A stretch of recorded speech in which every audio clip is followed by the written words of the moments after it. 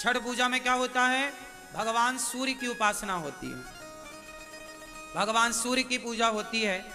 बिहार में और यूपी में ये पर्व बहुत धूमधाम से मनाया जाता है। भारत के कुछ हिस्सों में बहुत अच्छे से ये मनाया जाता है। ये पूजा है भगवान सूर्य की। संतान सुखी रहे, संतान हो, इसके लिए छठ पर्व मनाया जाता है। परिवार बढ़े, संतान सुखी रहे, बच्चों पर कभी कोई संकट ना आए, बच्चों की दीर्घ आयु के लिए, बच्चों की सब प्रकार से सुरक्षा के लिए छठी मैया का उपवास और पूजा होती है। भगवान सूर्य की आराधना होती है कि बच्चे बुद्धिमान हो। इसके बाद आएगा अष्टमी। तो अष्टमी क्या होगी? ये इसी को कहते हैं गोपाष्टमी। कौन सी अष्टमी है ये? छठी के बाद क्या आएगी? गोपाष्टमी।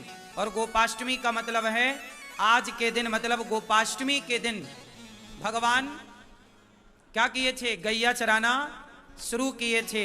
इसलिए गोपाष्टमी में, इस कार्तिक में भगवान ने गाय चराना स्टार्ट किया। इसलिए गोपाष्टमी और इस कार्तिक के माह में गौदान की भी बड़ी महिमा है। गोपाष्टमी में गाय को चारा, गाय की सेवा, गाय को पूजा, भगवान सब प्रकार से गाय की सेवा करते हैं, आप भी करिए। और गोपाष्टमी के बाद क्या आएगा? नवमी। कौन सी नवमी? बोलो। हाँ हाँ हाँ हाँ, अक्षय नवमी बोलते हैं, आंवला नवमी भी कहते हैं। कौन सी नवमी? इस आंवला नवमी के दिन कहते हैं कि आंवले के पेड़ पर ही भगवान श्रीमन्नारायण का वास होता है आंवला नवमी के दिन।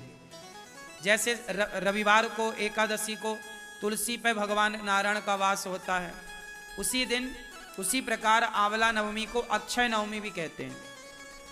इस दिन आंवला दान करने की महिमा है। इस दिन आंवले के पेड़ के नीचे बढ़िया भोजन प्रसादी बना करके वहाँ पाने की, भोजन करने की, भोजन कराने की बड़ी महिमा है। हमें बचपन में याद है, हम लोग, हमारी माँ और हम लोग जाया करते थे खेतों में, जहाँ आंवले का पेड़ होता था, वहीं बढ़िया बनता था प्रसाद, वहीं भोग लगता था, वहीं खाते थे। आंवला भी खाया करो, ये औषधि है। तो अक्षय नवमी कहते हैं, अक्षय नवमी के दिन किया गया कोई भी पुण्य अक्षय फलदायी होता, उसका कभी क्षय नहीं होता। तो आंवले का पेड़ घर में लगाइएगा और आंवले की पूजा करिएगा। देखो हमारे जो त्योहार हैं कितने वैज्ञानिक हैं कि हम लोग पेड़ पौधों की पूजा करते हैं, आंवले के पेड़ की पूजा, ये प्रकृति की पूजा है। फिर आएगी एकादशी। कौन सी एकादशी? हाँ, देव उठनी एकादशी, इससे बड़ी एकादशी भी कहते हैं, बड़ी 11 देव उठनी एकादशी। इस एकादशी के दिन ही भगवान श्रीमन्नारायण का, भगवान शालिग्राम जी का तुलसी जी के साथ विवाह होता है। तो आप लोग भी विवाह करिएगा, यहां होगा, आप लोग सब दर्शन करेंगे। फिर इसके बाद क्या होगा? पूर्णिमा, कार्तिक पूर्णिमा। मतलब ये जो कार्तिक का महीना है, सारे इस महीने में सबसे ज्यादा त्योहार होते हैं। हमारे सनातन धर्म में जितने भी महीने हैं, सब महीने एक से बढ़कर एक हैं, पर कार्तिक माह में सबसे ज्यादा त्योहार होते हैं। इसी माह पर दीपावली होती है, इसी माह पर देव उठनी एकादशी होती है, इसी माह में धनतेरस होती है, इसी माह में गोपाष्टमी होती है, इसी माह में अन्नकूट होता है, इसी माह में भाई दूज होती है। तो एक माह में इतने सारे पर्व, इतने सारे त्योहार। यदि ये सवाल कोई आपसे पूछे कि हिंदू धर्म में, सनातन संस्कृति में वो कौन सा महीना है जिस महीने में सबसे ज्यादा त्योहार होते हैं, तो आप कह सकते हैं कि कार्तिक का माह है वो, जिसमें सबसे ज्यादा त्योहार होते हैं। और सभी त्योहारों की अपनी अपनी विशेषता है, सबकी पुरानी पौराणिक मान्यता है। तो कार्तिक का माह वैसे ही पवित्र है। ये व्रत का, इस माह में कहते हैं तीर्थों में स्नान करने का बड़ा महत्व है।